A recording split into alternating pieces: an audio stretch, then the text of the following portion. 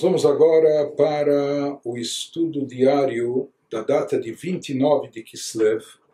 Aqui nós temos também uma coisa curiosa no calendário judaico, que em determinados anos o mês de Kislev tem apenas 29 dias na maioria dos anos, e outros anos ele tem 30 dias. Portanto, no ano que Kislev tem 30 dias, então no dia 29 nós estudamos, ou seja, nós vamos ver aqui, nós vamos ter adiante o estudo do dia 30 de Kislev, mas nos anos que Kislev só tem 29 dias, então no dia 29 nós estudamos tanto a parte do dia 29 como também a parte do dia 30. Os anos que tem 30, então, cada dia. Então, hoje é o do dia 29, num ano assim, mais simples, e quando só tem 29 dias, vai se estudar nessa data também o estudo do dia 30. Então, finalizando o capítulo 4, que ele está tratando sobre as vestimentas da alma, e como ele explicou anteriormente que o poder e alcance dessas vestimentas supera e transcende o poder da própria alma divina também, já que através delas a gente se liga, se unifica com a própria essência divina. Então ele prossegue e conclui nos dizendo: "Umeachar she'atorah umitzvotea malbishim kol eser bechinot hanefesh, v'chol taryag ivarei mirosha ve'ad ragla, harei kula tzrura bitzror ha'chaim et Hashem mamash, ve'or Hashem mamash makifa umalbisha mirosha ve'ad ragla. כמו שכתוב, צור יחסה בו, וכתיב קצין הרצון תעתרנו, שהוא רצונו וחוכמתו יתברך, המלובשים בתורה ומצוותיה." Traduzindo, visto que a Torá e suas mitzvot fornecem vestimentas para todos os 10 poderes da alma, como a gente explicou anteriormente, que é justamente através dessas vestimentas que nós conseguimos envolver as partes, componentes da nossa alma divina, tanto os poderes intelectuais como os poderes emocionais, nós conseguimos envolver eles com divindade. Isso ocorre através da prática de mitzvot, estudo da Torá, e com isso nós envolvemos toda a nossa alma, todos os seus poderes, o intelecto, as emoções, e mais do que isso, para todos os seus 613 subcomponentes, da cabeça ao pé. Nós falamos que assim como existem 613 órgãos, nervos, veias, enfim, no corpo humano, a alma também é composta de 613 subcomponentes, e por isso existem 613 mitzvot. Em outras palavras, quando a pessoa está se dedicando ao estudo da Torá, no qual ele aprende as leis relacionadas com a aplicação das mitzvot. E quando na prática a pessoa cumpre, realiza, implementa as mitzvot, com isso ela está envolvendo todo o seu ser, toda a sua existência, todas as partes da sua alma, tantos os poderes da sua alma, os poderes intelectuais, emocionais, do Nefesh, Ruach, Neshama, como também os 613 subcomponentes da alma, da cabeça aos pés. Então, o que ocorre com isso? Segue-se que a alma é completamente atada no feixe da vida com Deus, essa é uma expressão bíblica. Em outras palavras, a pessoa consegue se conectar por completo com Deus. Ela está literalmente conectada com Deus, da cabeça aos pés, maneira de dizer, ou seja, todas as manifestações da sua alma, todos os aspectos da sua alma. Todos os poderes da alma, através das vestimentas, todos os subcomponentes, as 613 partes da alma, ou seja, a pessoa consegue elevar e envolver todo o seu ser espiritual, toda a sua alma, unificando-a com a essência divina. Então, uma vez que todos os poderes da alma estão investidos na Torá e Mitzvot, e Torá e Mitzvot, nós falamos que eles estão unificados com Deus, já que a vontade e sabedoria divina, e Ele e sua sabedoria, Ele e sua vontade são uma coisa só, já que Ele não depende de nada externo, Ele tem tudo por si só, de forma intrínseca própria. Então, quando a pessoa está ligada, vinculada, através do estudo, através da prática, seja pelo pensamento, pela fala e ação, com Torá e Mitzvot, então, dessa maneira ele está vinculando e unificando toda a sua alma com a divindade, com a essência divina, ou seja, a pessoa está envolvida com Deus por completo. A luz divina envolve e cerca a pessoa literalmente por completo. Isso que ele nos diz, e é a luz de Deus literalmente que a abarca a alma, vestindo-a da cabeça ao pé. Ele traz versículos ilustrando isso, como consta nesse versículo. Ele, Deus, é minha rocha, em quem me refugio. A pessoa está coberta. Ou está escrito, como um escudo, a vontade de Deus o circunda. Está cobrindo, envolvendo, circundando a pessoa, em referência à sua abençoada vontade e sabedoria, vestidas em sua Torá e seus mandamentos. Ou seja, no momento que a pessoa está envolvida com Torá e Mitzvot, ela está cercada, envolvida por toda parte, está imbuída de divindade, a luz divina o cobre, o cerca de todos os lados, em todos os aspectos da sua existência.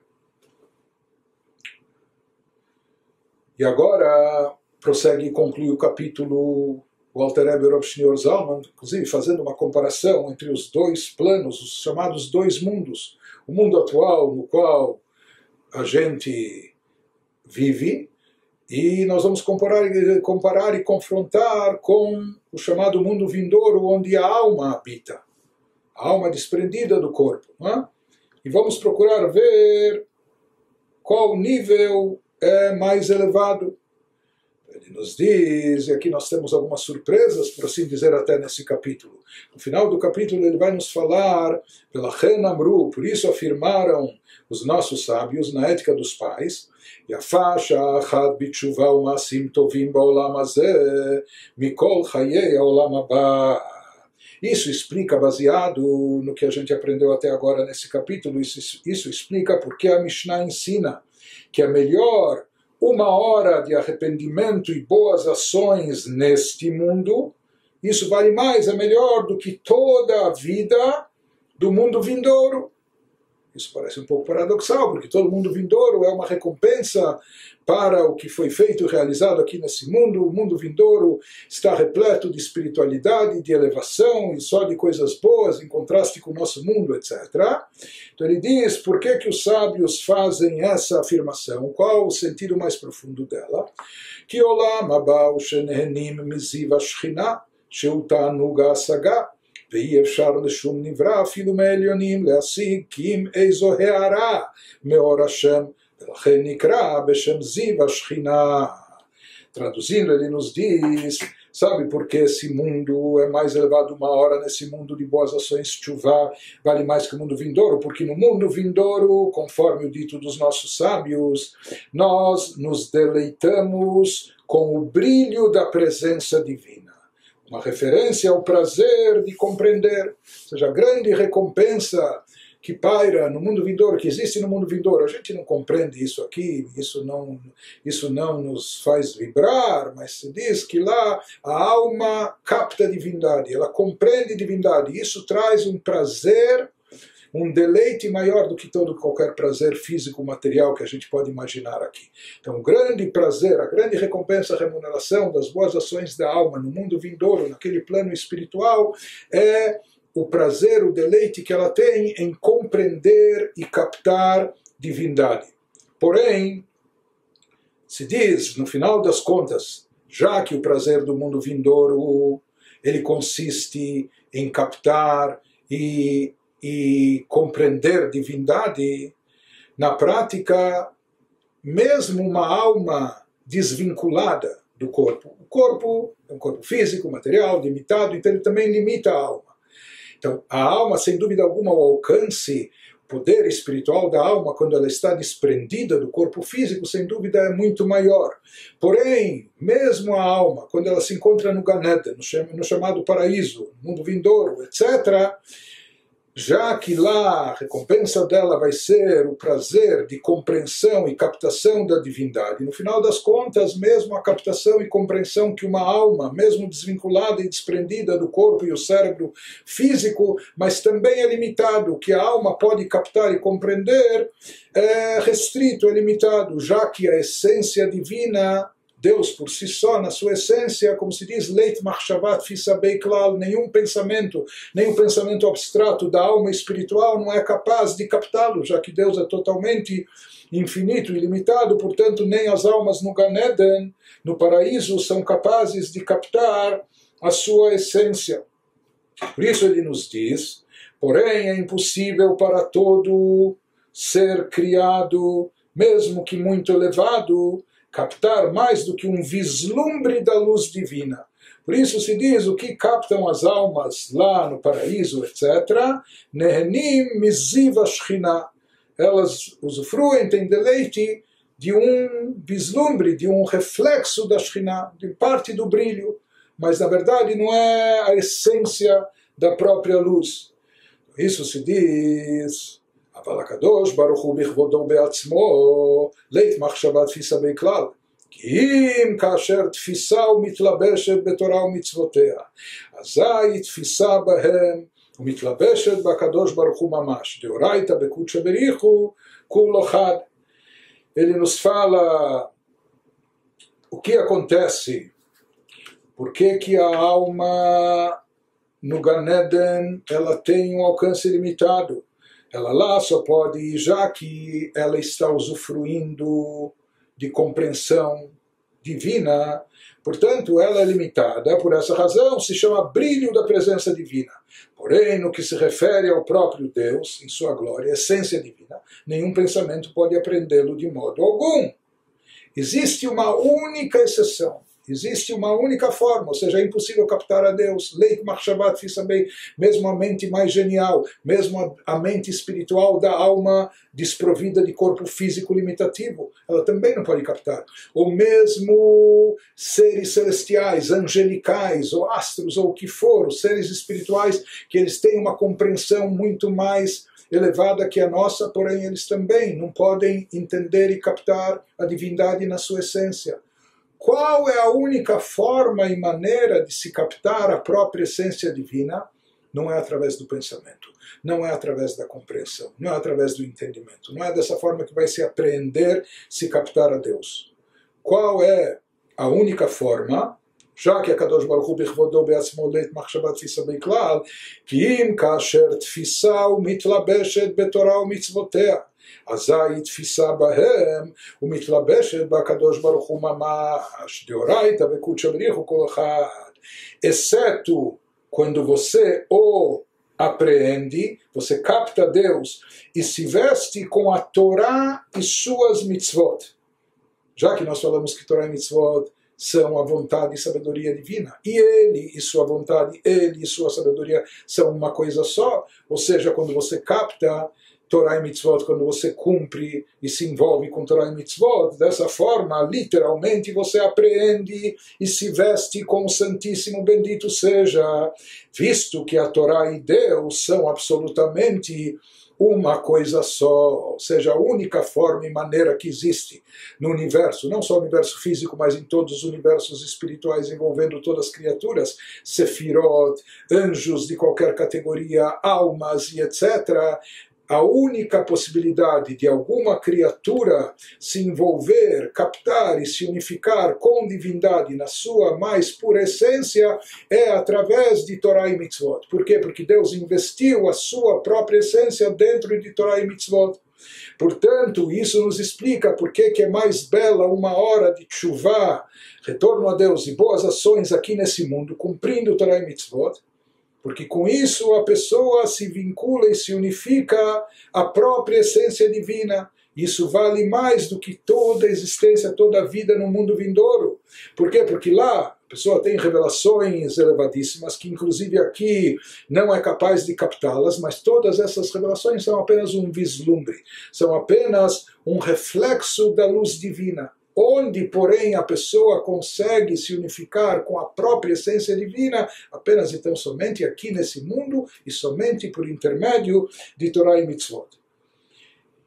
E isso também parece uma coisa um pouco paradoxal. Por quê? Porque a pessoa, às vezes, no Torá está escrito, está estudando leis, nós temos tratados talmúdicos que versam Shor Shenagach et Torá, quando o boi do vizinho chifrou a vaca do outro vizinho, e etc. Isso é estudo da Torá, tratados talmúdicos. Ou quando a pessoa faz uma mitzvah manuseando algum objeto, seja o tefilim, que são caixas de couro animal, etc. Então é um pouco difícil de entender. Isso vale mais do que todas as revelações divinas, elevadíssimas, espirituais, que ocorrem no paraíso celestial, no mundo vindouro. Então ele nos diz, Ve'av she'ha Torah nitlapsha bidvarim tachtonim gashmiim, apesar de a Torá estar imersa em coisas mundanas, materiais, como nós explicamos, Deus fez isso para que fosse palpável, tangível aos nossos olhos, nossas mãos, que nós tivéssemos acesso a isso. Mas no final a Torá está condensada em coisas físicas materiais. Mas mesmo assim ele nos explica que isso não diminui em nada o poder, a grandiosidade da divindade, espiritualidade contida dentro da Torá, mesmo estando tudo isso revestido em coisas físicas e materiais. Ele dá um exemplo, Arezeh que mechabek et hamelech derech mashal, she'ein hefresh bemalat itkarvuto udvekuto bamelech, ben mechabko kshehu lavush lavush echad, ben shehu lavush kama levushim, meachar sheguf hamelech betocham. Então ele dá um exemplo claro para a gente entender isso. Ele nos diz que apesar da Torá estar imersa em coisas mundanas materiais, isso pode ser comparado a abraçar um rei. Alguém que teve acesso e teve o privilégio, o rei se aproximou, estendeu a mão, e mais do que isso, ele permitiu um abraço, onde não há diferença no grau de proximidade e união atingido pelo abraço, esteja ele trajando uma veste ou várias vestes. Quando você o abraça, dado que o próprio rei está dentro delas. Então, se uma pessoa teve esse privilégio, o rei chama ela, vem cá, me dê um abraço. Não é? Então, aqui não importa se o rei estava vestindo apenas camisa, ou se ele tinha um paletó sobre isso, ou se ele estava vestindo uma pele, ou um sobretudo, etc. A pessoa abraçou o rei. E aqui não importa quantas vestimentas o rei estava encoberta por quantas roupas ou por quantas vestimentas. Mas o que importa é que o rei estava aqui dentro dessas roupas, dessas vestimentas, e que a pessoa, por trás de todas essas roupas, ela abraçou o próprio rei. Assim também se diz, não importa que a Torá esteja aqui revestida, camuflada, entre aspas, em coisas físicas, materiais e etc., não é? Em objetos físicos materiais, mas o principal é que o rei se encontra aqui, a essência divina se encontra dentro da Torá e Mitzvot. Ele nos diz e vice-versa,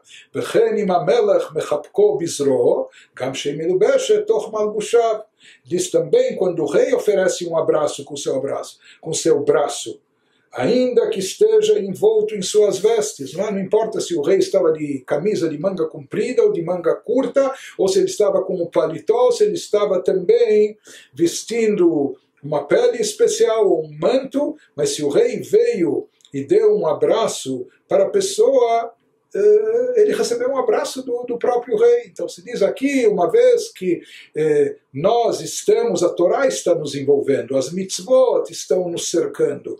Isso é a própria divindade, porque elas são a vontade e a sabedoria divina, e ele, Deus e sua sabedoria e vontade são uma coisa só. Então no momento que nós nos deixamos envolver, nós nos envolvemos com Torá e Mitzvot, isso significa que estamos recebendo o abraço do próprio rei, mesmo que essa Torá e Mitzvot estão revestidas em coisas físicas e materiais. Diz isso é baseado também no versículo, como Shkatuv, Vimino techapkeini, shei a Torá shenitna meyemin, shei bechinat chesed umayim. Como consta nesse versículo, isso é uma analogia no Shir Hashirim, no Cântico dos Cânticos, reflete o amor de Deus a nós. Ele fala, e sua mão direita me abraça.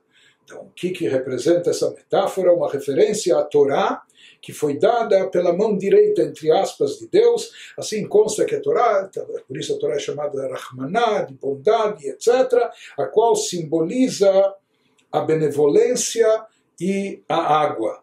Então, ou seja, no momento que nós estudamos a Torá, então nós estamos recebendo o abraço divino. Deus está nos abraçando, por assim dizer, com sua direita. A Torá é chamada de direita, Nitna Lemin, assim no versículo bíblico, Mimino Ejdat Lamo, está associado também com água, etc. Portanto, através das vestimentas, a pessoa se unifica com a própria essência de Deus, algo que é impossível de outra forma, de outra maneira, em qualquer plano material e espiritual, para qualquer outra criatura, mesmo as nossas próprias almas, quando já desvinculadas do corpo, a única forma da pessoa se vincular à essência divina é através dessas vestimentas aqui de Torá e Mitzvot.